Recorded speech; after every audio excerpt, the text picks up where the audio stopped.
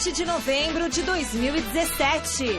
Restando apenas 6 rodadas para o término do campeonato, o São Paulo necessita de apenas mais 4 pontos para afastar o fantasma do rebaixamento. Com dores na coxa esquerda, Felipe Coutinho deve ser poupado do amistoso contra o Japão. E Tite deve mexer no time para o jogo de sexta-feira. Corinthians faz os últimos ajustes antes de viajar para Curitiba. Amanhã o Timão encara o Atlético Paranaense. E ainda, Chico Lang esclarece caso Moisés, os gols pela segundona do Brasileirão e o humor dos meninos do Mesa Quadrada. Oi, gente, boa noite. O Gazeta Esportiva começa falando do São Paulo, que na próxima quinta-feira deve ter mais uma vez casa cheia para o jogo contra a Chapecoense, às 8 horas da noite, no Pacaembu. Um dos principais responsáveis pela reação da equipe no Brasileirão, o meio-campista Hernanes, foi o personagem da entrevista coletiva desta terça. Veja na reportagem de Osmar Garrafa. Depois de um ano ruim, o São Paulo começa a respirar novos ares. O time que esteve correndo sério risco de rebaixamento está muito perto de afastar esse fantasma. Uma missão, na teoria, simples. Tanto isso é verdade que a torcida tricolor já sonha até com vaga na pré-Libertadores. Eu disse a torcida. Temos que ser fiel ao nosso objetivo, temos que pensar no nosso objetivo. São 47 pontos e vamos dar tudo para alcançar esse objetivo. E o mais rápido possível, esse que é a chave. Não é necessário agora a gente mudar o foco, a gente tem que continuar com o nosso foco, porque a gente está alcançando o mais rápido possível, vamos começar também a trilhar um caminho para objetivos maiores. Hernanes até que tentou fugir ao máximo do tema vaga na pré-Libertadores, mas com tanta insistência, ele teve que profetizar. Mirem o sol, porque se você errar, você estará nas estrelas, né? Então, se a gente manter o nosso objetivo e conseguir alcançar o mais rápido possível, ainda assim nós vamos alcançar o nosso objetivo e vamos também começar um caminho,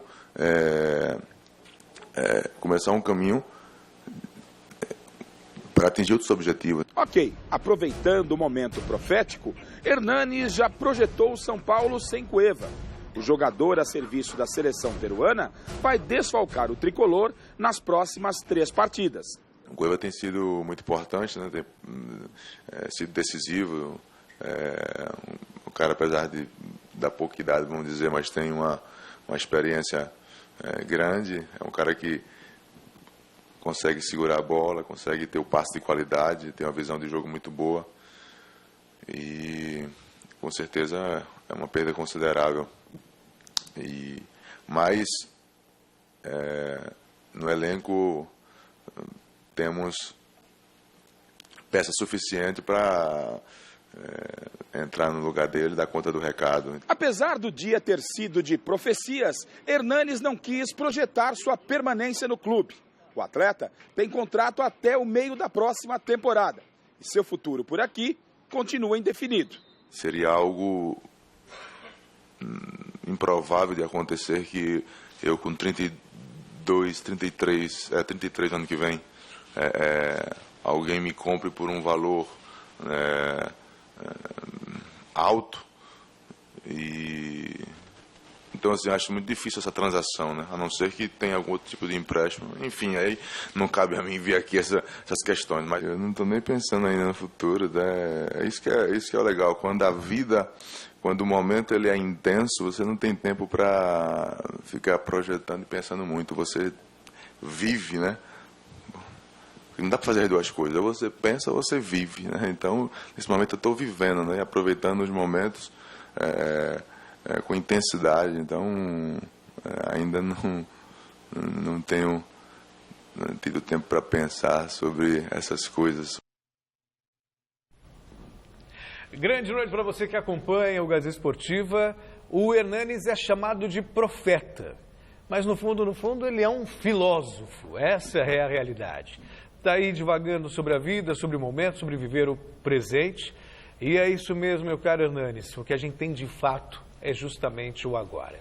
Então, E o agora no São Paulo está sendo brilhante. Se vai continuar no clube ou não, depende do que está sendo feito agora e de outros fatores. Mas se ficar pensando muito no que virá, ele perde o hoje. E o hoje realmente, graças ao foco dele no time, graças ao foco no clube, está sendo de fundamental importância para o São Paulo escapar de um vexame histórico. Vexame histórico, claro que já pelo qual já passou Palmeiras, pelo qual já passou Corinthians, que é a segunda divisão, mas que também serve de aprendizado. É uma queda para voltar ainda mais forte. Corinthians caiu, voltou campeão do mundo, Palmeiras caiu, ganhou também aí Campeonato Brasileiro depois de muito tempo. Enfim, e o São Paulo não precisou passar por isso. Matematicamente ainda corre risco, mas não vai acontecer, pelo menos pela lógica do campeonato. E o Hernanes tem papel fundamental. Ele chegou, se ajustou no time, não só pela liderança, não só pela conversa, mas pela atuação em campo, pelas assistências e pelos gols que tem marcado. O Hernanes, ele é fundamental nesse time. Chico Lang. Boa noite, Celso. Boa noite, Michele. Boa noite a todos vocês. O Hernanes realmente, ele fez a diferença, né? Fez a diferença pro São Paulo. E eu até, no Mesa Redonda, no domingo passado, disse que se fossem os dirigentes do São Paulo, fariam que nem fazem no Japão, aqueles altarzinhos, sabe? Em homenagem aos antepassados, coloca lá um retrato do Hernanes e acende umas velhinhas em torno, todo dia vai levar uma flor do lado da estátua do Buda, né? Porque, vou te contar uma coisa, o cara salvou, sem dúvida nenhuma, o São Paulo do rebaixamento. E salvou mesmo. Marcou acho que 9 gols até agora, né? Em 10, 11 jogos. Quer dizer, ele fez gols decisivos que tiraram o São Paulo do buraco. Essa sim foi uma grande contratação da diretoria do São Paulo. Você não pode negar. Quando é para criticar, vamos criticar. Agora, quando é para falar a verdade, vamos falar a verdade. São Paulo acertou nessa contratação. Muito mais daquela que tentou ano passado com o Maicon. Lembra? Que o São Paulo estava na disputa da Libertadores, reta de chegada, e o Maicon chegou na semifinal, né? Chegou na semifinal. E o Maicon compra, não compra, e acabaram comprando. O cara depois decepcionou, né? E acabou não rendendo. O Hernanes não, o Hernanes já chegou e já deu resultado. Muito legal, parabéns ao Hernanes, né? Salvou São Paulo de um vexame histórico mesmo, porque o São Paulo ia cair, não estava tendo poder de reação. Mas também vamos dar mérito para o Dorival Júnior, que soube escalar o Hernanes no lugar que ele mais joga bem, que é aquela função, né, de surgir de trás de repente e também jogar como meio da armação, que o São Paulo não tinha um cérebro no meio do campo e de repente tem o Hernanes, um homem de seleção, um homem jogando no exterior, quer dizer, ele sabe o que ele faz com a bola. Então, parabéns ao Hernanes, parabéns para a diretoria de São Paulo nesse aspecto, né? E parabéns ao São Paulo, que afinal de contas parece que vai fugir do rebaixamento, né? E você tem razão, consultei aqui a minha bíblia futebolística, né? Escrita por mim mesmo, claro. Você anota tudo. Anoto tudo, eu sou um rapaz moderno. E eu tenho razão no quê, Celso? 9 gols. 9 gols em 10 jogos. Exatamente. Né? Quer dizer, então, é uma média fantástica, é média de artilheiro. Você tá claro. O Prato, por exemplo, não tem isso. Não tem isso. Nem o Borja. Nem o Borja também não. Nem o Borja.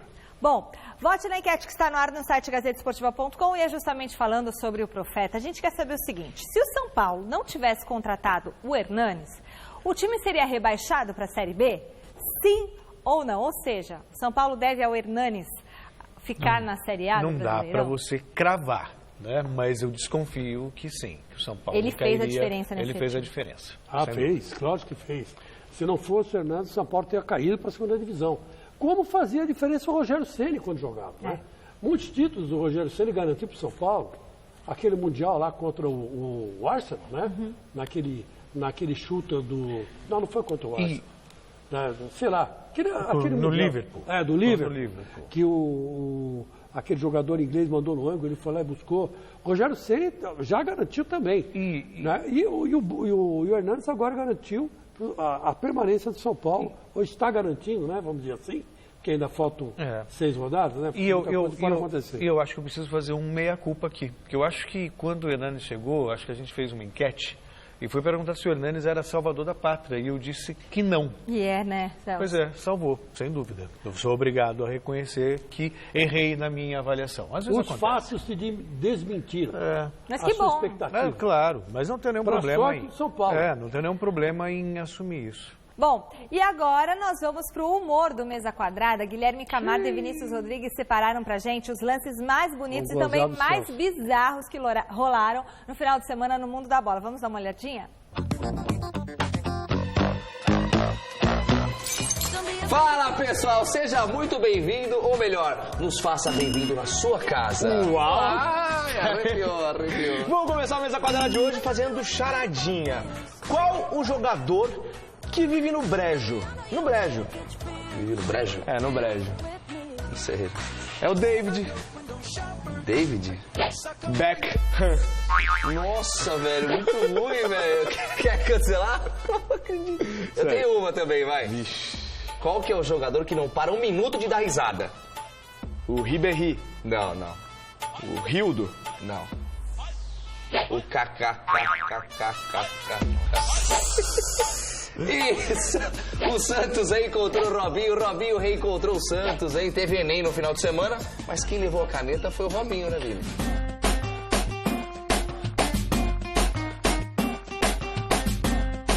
E Guilherme, já temos o lance mais ridículo do ano. Realmente, cara. O goleiro Robin Zentner, do Mainz, da Alemanha, fez isso aí.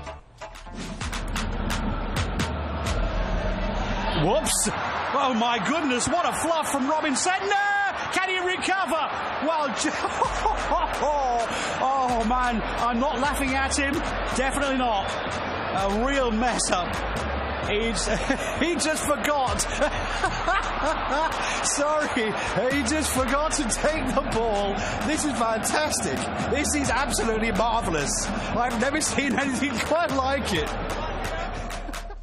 É claro que não poderíamos deixar de falar do clássico do final de semana. Que jogaço! 3-2 pro campeão brasileiro de 2017, o Corinthians. Tá difícil. Com direito a selfie do Romero, cara.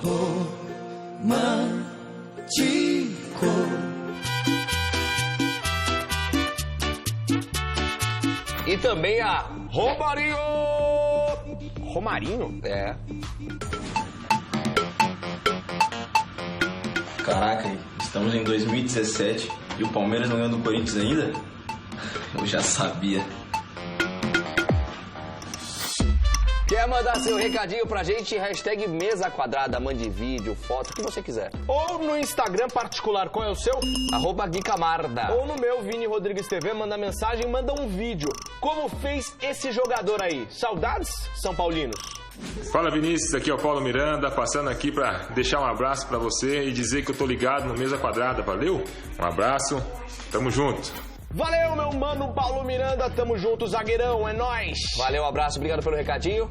E fique com o Celso Cardozinho, coisa linda do papai. Beijo, gente. Beijo, mãe, beijo, pai.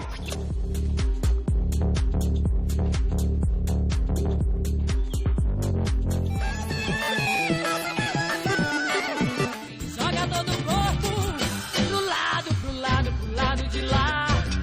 E vai jogando pro lado de lá. E vem jogando pro lado de cá. E vem jogando pro lado de cá. E vai jogando pro lado de lá. E vai jogando pro lado de lá. E vem...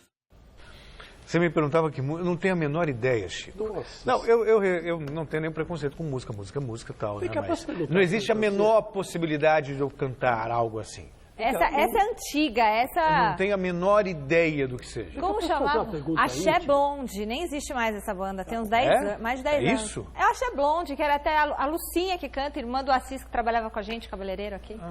Hoje ela já acho que é cantora evangélica, já tem família, filho. Verdade, lembrei. Então você está imitando ela. Então Parabéns, você... Sim, claro, Só tem faltou tudo a o ver. cabelo. A cor do cabelo, a cor dos olhos. Eu só queria saber uma coisa. O rebolado. Se é verdade que o Vinícius Bob Esponja, aí, que trabalha com o Guilherme, é seu filho, é verdade?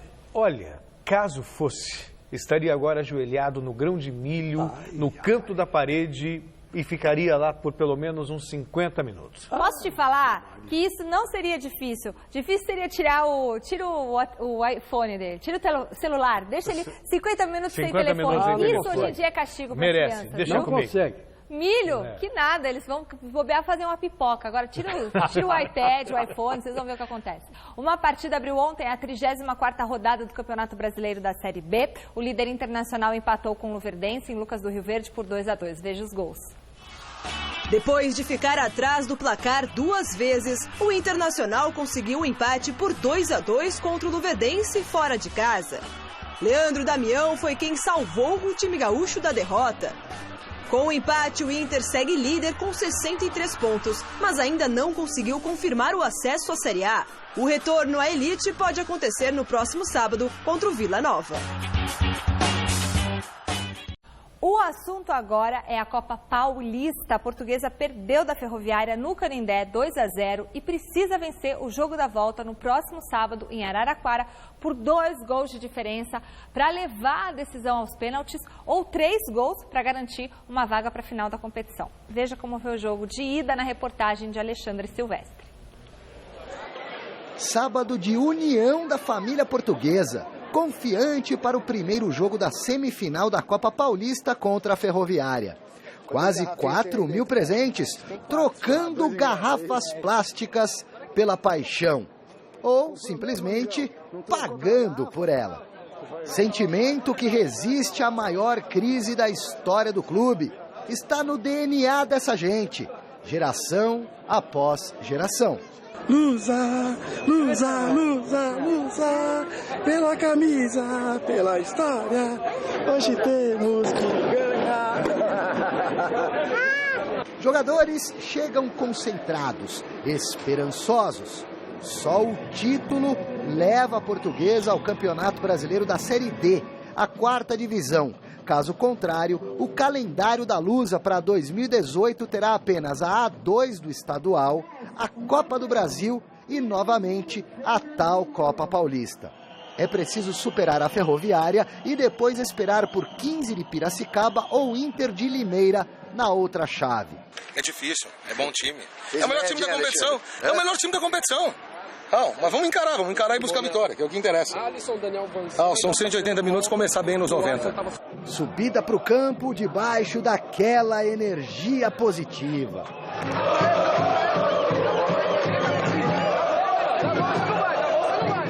Um desfalque de peso. Marcelinho Paraíba resolvendo assuntos particulares na Alemanha. Eu tenho um grupo, não é só o Marcelo. O Marcelo é muito importante. Ele ficou na Alemanha resolvendo os problemas pessoais, né? Tá bom, boa sorte. Começam os 90 minutos de 180. E a locomotiva de Araraquara atropela fora de casa. Léo Castro, artilheiro isolado da competição, abre o placar para delírio da turminha do interior. A galera lusitana, revoltada, pega no pé do bandeirinha. Xinga o cara de tudo quanto é nome. Ninguém mandou ele ver impedimento no empate do Marcão. Não valeu. Para piorar, o árbitro enxerga pênalti do outro lado. Lance duvidoso. Damascena amplia. O apito dá uma compensada aqui na falta cavada pelo Romarinho. Que tem pressa. Corre, garoto. Pega a menina. Entrega para o seu centroavante. Dos pés do Guilherme Queiroz para as mãos do Tadeu. E nenhum dos atletas consegue superar o goleirão Tadeu, um dos responsáveis por manter a contagem e garantir a vitória da Ferroviária. 2-0. E assim prossegue a Portuguesa de Desportos, à procura de um caminho, de um pouquinho de luz para contrastar com a fase nebulosa e escura, ameaçadora, que continua rondando o Canindé. Meu caro Celso, que calvário que a Portuguesa está vivendo. Não se pensar que... Que coisa, rapaz. Esse tempo todo, né, trabalhando com esporte, vemos portuguesas assim tão fortes, com o Denner, com o Zé Roberto, com o Zé Maria. César. Lateral, César, tanta gente, sabe? Portuguesa disputa no campeonato com o Grêmio, campeonato brasileiro. De 96. 96. Quase ganhou o campeonato brasileiro. Era o Candinho, o técnico, quer dizer, uma portuguesa muito forte. E de repente você vê o que fizeram, que é fruto de, sabe, de administrações inconsequentes, incompetentes, de pessoas que estavam no clube não por causa do clube, mas para se autopromover, né? Para ampliar o patrimônio, né? É triste isso. É triste porque é uma das colônias mais ricas do mundo, né? A colônia portuguesa. Né? Se você parar para pensar, o maior jogador do mundo hoje é português. Né? Então, como deixar um time desse cair e estar nessa pindaíba, né? Se bem que o time da Ferroviária é bom também, não é um time ruim. A gente estava falando sobre isso aqui. Eu achei, nesse jogo especificamente, que o gol da Portuguesa não estava impedido. O pênalti dado a favor da Ferroviária foi Mandrake. E esse pênalti a favor da Portuguesa eu achei que foi. Agora, é a pressão, né? O cara vai bater, já vai bater com o breque de mão puxado, né? Aquele 10 quilos de arroz nas costas, né? Mas, ó, quer dizer, 10 quilos num ombro, 10 quilos no outro, são 20. Quer dizer, é difícil. E a Portuguesa, vamos torcer para que ela volte e volte forte. E que as novas gerações aí não esqueçam, né, da Portuguesa, porque às vezes cai no ostracismo tão grande, que acaba virando o Ipiranga, né? Mas o Ipiranga acaba se reinventar, né, Juventus, que também Juventus que você gosta tanto, e eu também gostava, que na década de 70, 80 tinha 120, 160 mil sócios que bancavam o Juventus. Quer dizer, era um negócio absurdo. Hoje você vai lá, não tem ninguém. Quer dizer, são clubes que não souberam se adaptar à realidade, que foi mudando devagarinho no futebol, né? E a Portuguesa eu temo que aconteça o mesmo, mas não vai acontecer. Vai, Portuguesa! Que segue se preparando para os 2 últimos amistosos do ano. Primeiro com o Japão em Lille, na França, e depois contra a Inglaterra no estádio de Wembley, em Londres. A seleção brasileira iniciou nesta segunda-feira em Paris os treinamentos para os amistosos contra o Japão na sexta-feira e Inglaterra na próxima terça. O meia Felipe Coutinho, com um problema muscular na coxa esquerda, deve ficar fora da primeira partida. Com isso, Tite será obrigado a mexer no time considerado titular e pode aproveitar para fazer algumas experiências, como colocar o volante Fernandinho um pouco mais adiantado na função de Renato Augusto. Uma das conversas que eu tive com ele foi baseado nisso, mesmo com a minha entrada para jogar junto com o Casemiro, tentar não mudar muito a minha característica, né? Que é de passe de bola, tentar manter a posse de bola, alguns lançamentos, chute de fora da área. Claro que não seria exatamente igual ao que o Renato Augusto faz, mas, claro, preservando a minha maneira de jogar. E ele faria algumas variações táticas naquilo que ele tem em mente. Então, espero que da maneira que ele decidir fazer, que eu possa estar apto e ajudar o time da melhor maneira. A seleção terá apenas mais 2 amistosos antes da convocação para a Copa do Mundo, contra a Rússia e a Alemanha em março de 2018. Poucas oportunidades para os jogadores mostrarem quem tem condições de integrar o grupo que vai disputar o Mundial do ano que vem. É uma vaga muito concorrida, né? Cada um está buscando o seu espaço, há uma competitividade muito grande, são grandes jogadores que estão brigando por essas posições e todos querem participar dessa Copa do Mundo. Então, nós somos privilegiados de fazer parte desse elenco nesse momento e a gente tem que aproveitar da melhor forma possível, realmente entregar tudo que nós temos, dar o nosso melhor para que a gente faça bem o nosso trabalho, que a gente seja reconhecido e que isso nos dê a capacidade de representar o nosso país na Copa do Mundo. E a primeira chance para os jogadores encaminharem a vaga na Copa do Mundo será o confronto desta sexta-feira contra o Japão, às 10 horas da manhã. Mesmo sendo apontado como o adversário mais fraco entre os 4 que o Brasil vai enfrentar antes da convocação, os jogadores não esperam facilidade. A seleção do Japão não é uma seleção fácil e tenho certeza que eles vão querer ganhar do Brasil, então a gente não pode entrar com essa expectativa de facilidade e sim muito concentrado para fazer um grande jogo. Bom, meus amigos, eu não tenho nada contra a seleção brasileira, eu acho legal.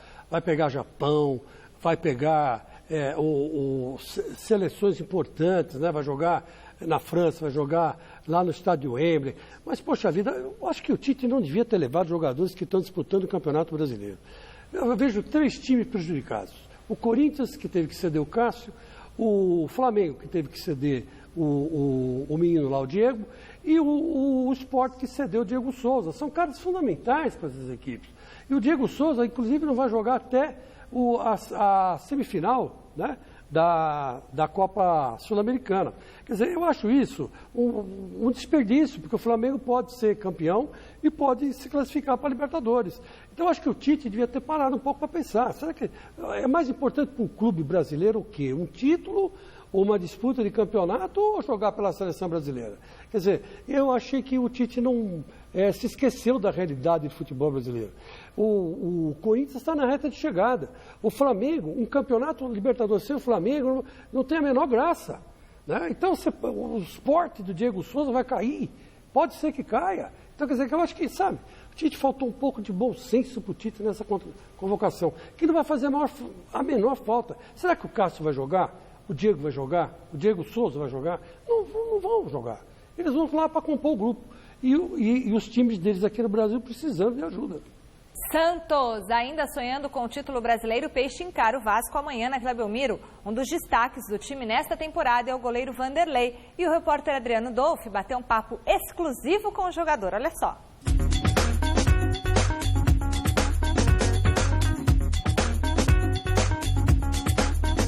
Para muitos, o melhor goleiro em atividade no futebol brasileiro hoje é o Vanderlei, camisa número 1 do Santos.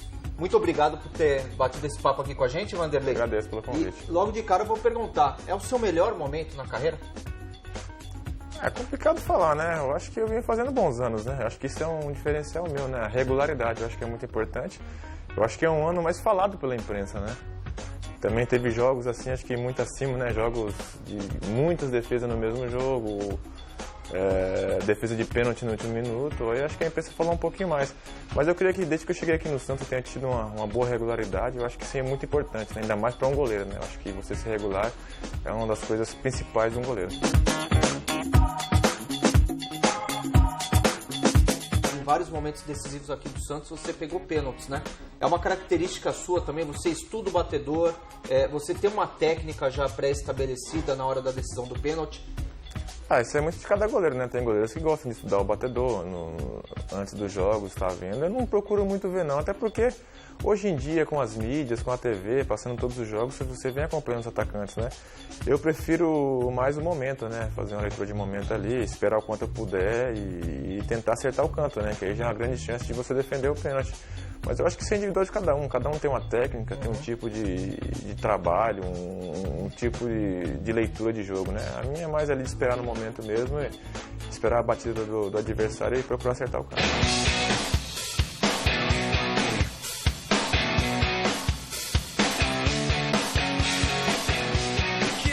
Vanderlei, você acredita que os goleiros que estão fora do Brasil no momento, eles talvez tenham uma visibilidade maior em relação ao seu caso, talvez o do Cássio que estão aqui no Brasil, em relação à seleção brasileira?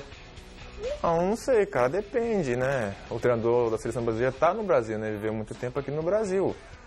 Eu acho que eles têm inúmeras possibilidades, né? Os goleiros que estão jogando já tinham uma bagagem muito grande. O Alisson, que já vinha de um grande tempo na seleção brasileira, né? O Edson também, que vinha sendo convocado regularmente, né? Um jogador jovem, mas que está jogando num grande time, que é o Manchester City, né? Como entre outros jogadores. O Cássio, que vem sendo convocado. E se você perguntar aí, você vai falar outras grandes possibilidades de ser convocado também, né? Os jogadores Fábio, tantos outros goleiros que vem fazendo um grande trabalho aqui, Marcelo Groi, Everton no Atlético Paranaense, e tantos goleiros que têm chance de ser convocados também. Eu acho que isso é importante porque o Brasil está bem servido, né? Acho que isso que é o mais importante.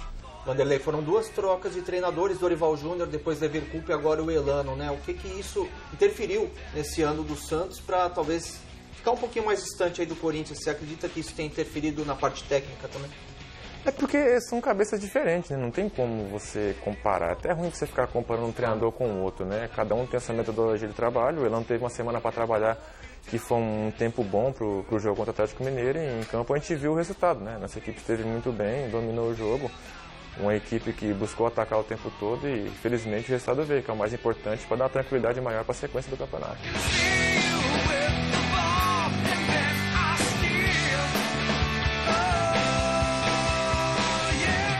Lucas Lima teve algumas cobranças, mas isso é normal, né? Ele tem o contrato dele até dezembro, ele tem o direito de saber para onde ele vai ou não, se vai permanecer ou vai sair. Eu acho que o importante é ele estar fazendo o melhor dele dentro de campo, né? Ajudando o Santos. Ele é um cara muito profissional, um cara que tem uma qualidade espetacular e fez um grande jogo contra o Atlético, né? Ele é um cara que, quando está bem, é o diferencial da nossa equipe e a gente torce para que ele faça 6 grandes partidas e que permaneça com a gente também, né?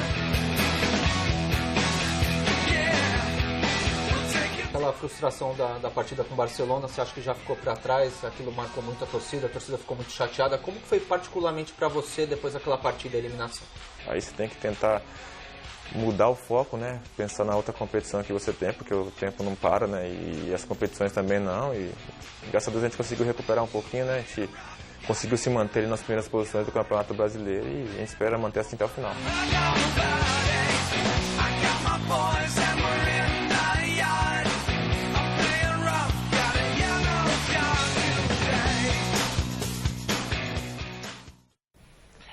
Eu já disse aqui em outras oportunidades, Chico, e repito, acho uma injustiça o Vanderlei não ter sido convocado para a seleção do Tite. Acho que, para mim, embora o Cássio faça um campeonato memorável, o Vanderlei ainda faz um campeonato melhor, porque ele foi salvador em praticamente todos os jogos do Santos. Falhou, talvez, no jogo contra a Ponte Preta, um jogo, sabe? No mais, foi impecável. Portanto, para mim, é o goleiro do campeonato, o Vanderlei. Pois é, Celso, mas é que tá.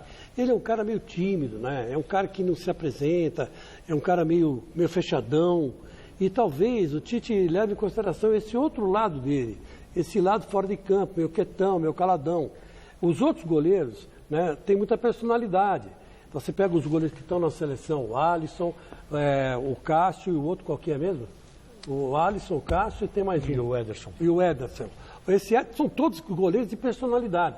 Então, o Tite é um cara que gosta de goleiro, principalmente de zagueiros. E a linha de defesa tem que ter personalidade. E os 2 volantes que saem, que hoje não são nem volantes, está jogando como o mestre Alberto Helena gosta, né? Que saem com a bola. Então, cara que toma iniciativa. E o Vanderlei parece que é um cara mais tranquilo nesse sentido. Pelo menos é mais quietinho e tal. Ele tem um ótimo reflexo, ele sabe sair muito bem do gol, sabe sair jogando, mas talvez não tenha o perfil do Tite. Então eu respeito essa convocação do Tite. Mas evidentemente que pela atuação técnica, eu não conheço pessoalmente o Vanderlei. Eu vi agora a entrevista dele aí. Mas a gente sabe, ele é um cara mais fechadão. Então se ele é um cara mais fechadão, então, talvez não faça o perfil do Tite, então por isso mesmo que não vai para a seleção. Não. Bom, e agora nós vamos falar do Palmeiras, que amanhã encara o Vitória lá na Bahia. Nas últimas horas ganhou repercussão um mal-entendido aí entre o meia Moisés e o nosso Chico Lang. Primeiro, vamos ver o que o Moisés falou nesta tarde e depois o Chico Lang vai comentar aqui sobre o caso. Fala pessoal, antes da entrevista coletiva do dia aqui na Academia de Futebol, no Palmeiras, o meio-campo Moisés pediu a palavra a fim de esclarecer uma polêmica que estourou nas últimas horas nas redes sociais, envolvendo ele, Moisés, e o jornalista da Gazeta, Chico Lang, que postou um print de uma suposta conversa do Moisés, alegando que Tietê sentiu o peso da torcida corintiana no derby de Itaquera e pedindo ainda para que alguém editasse o vídeo da confusão entre o Cleison e o Felipe Melo no intervalo do clássico no túnel da Arena para atenuar a atitude do colega de equipe, o Pitbull. É um jornalista, é um cara que tem opinião pública, né? Todos ou muitos seguem e observam o que ele fala, e nem todos têm o discernimento de ver se é verdade ou não. Então ele acaba formando opiniões. Logo que eu recebi a mensagem, estava dormindo. Minha esposa chega em casa, né, depois de um pediatra, que ela foi levar meus filhos, e me acorda desesperada, falando: Moisés, olha o que saiu de você aqui, estão falando isso, isso e isso.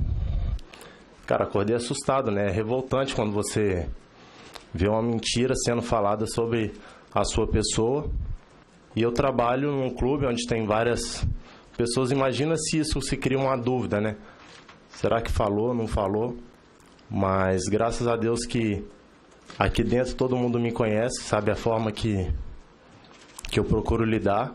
O Chico Lang, né, que foi o jornalista que publicou isso, já é um cara, não sei há quantos anos, mas deve ter mais de 20 anos de profissão, né? Então, o mínimo que ele deveria, quando recebe uma mensagem como essa, ou a foto, os prints que ele recebeu e publicou, o mínimo que ele deveria procurar saber era checar a informação, se procede, não procede. E eu não tenho dúvida que ele sabia da repercussão que isso ia tomar. Até porque ele vem envolvido de 2 semanas para cá, não sei se ele estava um pouco esquecido na mídia, né, que ele começou a aparecer demais e falar do Palmeiras, de esquema Crefisa, que o Palmeiras estava comprando o campeonato, pagando times para ganhar do Corinthians. Depois ele pediu desculpa, desculpas aceitas, mas só que não vai ficar por aí, né? Meus advogados, o Dr. João Chiminazzo já está vendo o que pode ser feito, porque não pode a pessoa sair falando de uma outra pessoa mentiras, né? E depois simplesmente pedir desculpa. É igual você bater no trânsito, você bate no outro carro, falar, desculpa, mas você vai ter que pagar o seguro, vai ter que pagar o conserto. A gente fica triste porque essas pessoas formam opiniões, né?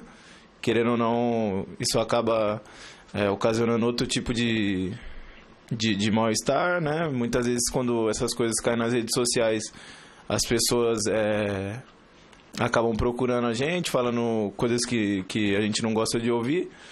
Então acho que essas pessoas têm que se preparar melhor para que elas não acabem soltando na mídia coisas que são inverdades. Virando a página, mistério na escalação do técnico Alberto Valentim para o jogo de amanhã do Palmeiras pelo Campeonato Brasileiro fora de casa contra o Vitória no Barradão. Borja e Mina estão fora de combate a serviço da seleção colombiana. O substituto de Borja, centroavante de ofício Daverson, também não pode jogar porque foi expulso diante do Corinthians. Acho que o Alberto deve ter quebrado a cabeça já para saber o que ele vai fazer. Claro que a gente tem outros jogadores, né, que não tem essa característica, eu diria, como o Eric, até mesmo o Keno ali, o Guedes talvez já tenha atuado aqui por dentro, né? Então acho que o Alberto vai saber como fazer essa melhor escolha, como montar a nossa estratégia para a gente ir forte e preparado para esse jogo. Bom, meus amigos, vamos por partes, né? Eu realmente publiquei no meu Twitter, você veja bem, Twitter é uma coisa pessoal, um post de um WhatsApp, uma suposta conversa, eu até esclareço que uma suposta conversa entre jogadores do Palmeiras depois do Clássico, uma suposta conversa. Por favor, Michel, dá para você ler daí? Provável, na verdade, eu não consigo ler. Está escrito assim... Volta um pouco atrás, isso, por favor, obrigado. É a provável conversa, né? Ó, Chico, provável conversa entre jogadores do Palmeiras após o Clássico. Diálogo aponta armação contra Cleison e abalo de Tietê em Itaquera. Muito bem. Está escrito ali diálogo. Moisés, mas quem disse que é do Palmeiras? Quem disse que eu falei que é Moisés do Palmeiras? Não está escrito aí em lugar nenhum, nesse post que eu dei que era Moisés do Palmeiras. Muito bem. Pus o post, deixei correr. Houve aquela repercussão, não muito grande, não houve uma repercussão tão grande assim. E aí o que acontece? Me liga 1h da tarde, exatamente 1h da tarde, Flávio Prado. Flávio Prado me liga, diz assim, olha, o Moisés do Palmeiras me telefonou, dizendo que está se sentindo meio desconfortável, porque saiu uma notícia sua no Twitter. O Moisés não é seu amigo, ele acha que você também gosta de você e tal. Chico, vê aí o que você pode fazer. Aí eu falei, Flávio, então eu vou tirar o pôster e vou pedir desculpa para ele, porque eu também considero o Moisés um cara legal. Veio aqui tantas vezes, né? Veio aqui no Mesa Redonda, já ganhou o troféu Mesa Redonda, não tenho nada contra ele. Mas se ele estava desconfortável, eu tirei e pedi desculpa por ele ter postado, se incomodou tanto. Aí, surpresa minha, que quando chego aqui na Gazeta, está lá na primeira página do site Globo.com, a história toda, como se tivesse caído o mundo, né? Então eu fiquei surpreso com essa reação toda que teve. Mas o que eu tinha de dizer, eu já disse, eu já pedi desculpas para o Moisés, e eu só lamento uma coisa, Michele, Celso, telespectadores, que um jornalista vire notícia, né, e num clube tão grande quanto o Palmeiras, que a notícia do dia seja eu no Palmeiras. Eu acho que isso é o cúmulo, porque eu sou da época que o jornalista só virava notícia quando morria. Né? O cara falava, morreu fulano e tal, que era jornalista e tal. Agora eu virei notícia por causa de uma insatisfação de um jogador que eu, sinceramente, não esperava que tivesse essa reação. E outra coisa, eu só fiquei chateado com ele num ponto. Se ele acha que eu devia ter checado a notícia, e é rede social, é relativo isso, né? Que não é uma coisa muito... É uma coisa mais oficiosa que oficial. Tem muito jogador que fala bobagem e depois volta atrás, né? E a gente engole e não processa, na verdade. Ele, por exemplo, me chamou de medíocre quando ele respondeu, né? Então, eu só fiquei chateado com uma coisa só. Se ele ligou para o Flávio Prado, por que não ligou para mim? Né? Ele primeiro ligou para o Primo Ribeiro, que é o nosso produtor, pedindo o telefone do Flávio. Por que ele não ligou para mim? Por que não falou comigo? Por que falou com o Flávio? Então, sabe, Moisés, eu mando um abraço para você e lamento muito ter virado notícia no Palmeiras hoje. Peço até desculpa para a torcida do Palmeiras e torcida em geral, porque jornalista não tem que virar notícia. Quando o jornalista vira notícia, é porque não tem notícia. É triste isso, né? É triste. O Palmeiras investiu 200 milhões em contratações e a notícia sou eu. 5 advogados por cima de mim. Pô, gente do céu, o mundo está de cabeça para baixo. O dia que o jornalista vira notícia é porque não tem notícia. Não tem notícia. Lamentável. Celso, você ia falar do William? Não, é porque na verdade o William está fora mesmo do jogo, não chegou ao patamar ideal para jogar, portanto o Palmeiras tem... O Palmeiras não, né? O Valentim tem sérios problemas para escalar o ataque. Não tem Davidson, não tem Borja, não tem William, vai ter que se virar com o que tem. No Corinthians, o técnico Fábio Carille comandou o último treino antes do confronto de amanhã contra o Atlético Paranaense na Arena da Baixada. O repórter Adriano Dolfi tem as informações do Timão. No Corinthians, os jogadores que participaram da vitória por 3-2 sobre o Palmeiras, mais uma vez, não vieram ao gramado na tarde desta terça-feira. O técnico Fábio Carille optou por um treino regenerativo devido ao forte desgaste nos 90 minutos do duelo em Itaquera. Outros atletas, os jogadores reservas, vieram ao gramado para uma rápida atividade, já que no início da noite desta terça-feira, a equipe segue viagem para a cidade de Curitiba, onde enfrenta o Atlético Paranaense. Os jogadores titulares comemoraram bastante esta folga, entre aspas, oferecida pelo treinador. A gente estava ali dentro na academia, fazendo alguns trabalhos, justo para a recuperação. Então acho que a diferença vai ser no descanso, porque já está no final da temporada, muitos jogadores estão desgastados, né? Então a gente tem que tomar muito cuidado com o nosso corpo, porque vai ser muito fundamental. Em Curitiba, o treinador vai ter alguns desfalques importantes para a partida. Casos do volante Gabriel e Jadson, que estão suspensos, e ainda do goleiro Cássio, que além de estar suspenso, está servindo a seleção brasileira. O mais provável é que Michael substitua Gabriel e que Walter, que iniciou o ano como titular, seja o substituto de Cássio. A gente sabe que goleiro às vezes demora para aparecer a oportunidade, e está aparecendo mais uma oportunidade para o Walter. A gente tem certeza que ele vai dar conta do recado, porque sempre que entrou fez grandes defesas.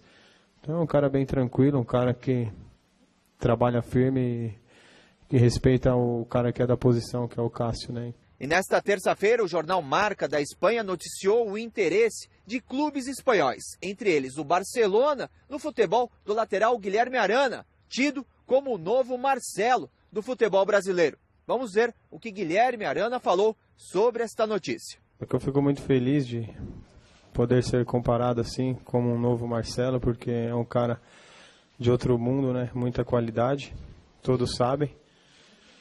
Mas eu fico com a minha cabeça no lugar, eu estou trabalhando certinho, falta pouco para terminar o campeonato, então a gente tem que manter a cabeça no lugar, porque não tem nada a ganho.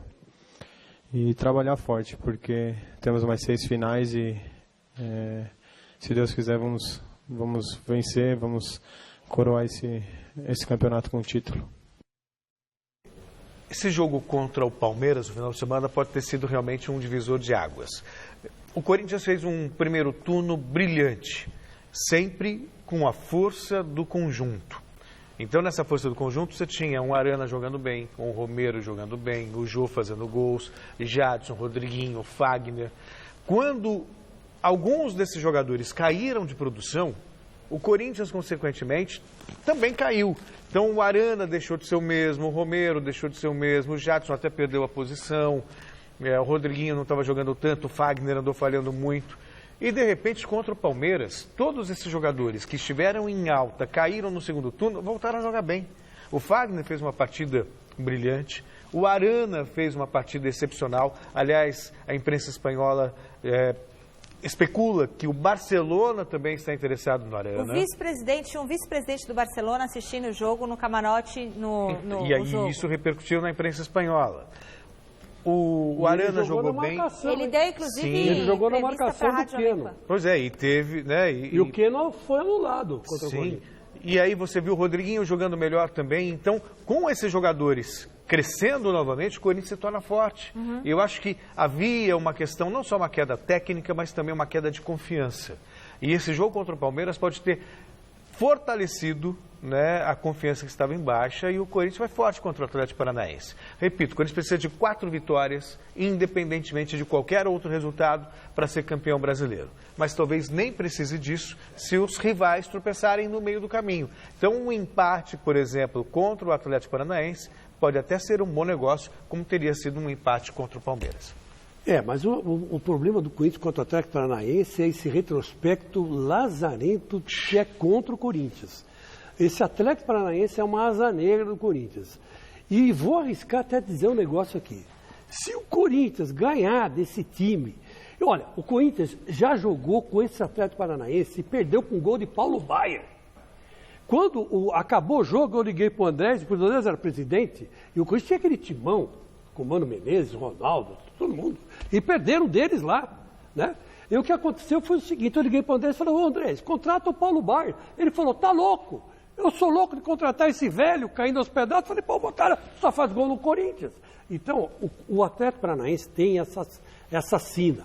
Tá jogando o Walter Gordinho lá, né? Não tá? Não tá mais. Está no Atlético Goianiense. O ano passado, o Corinthians foi vítima do Walter Gordinho.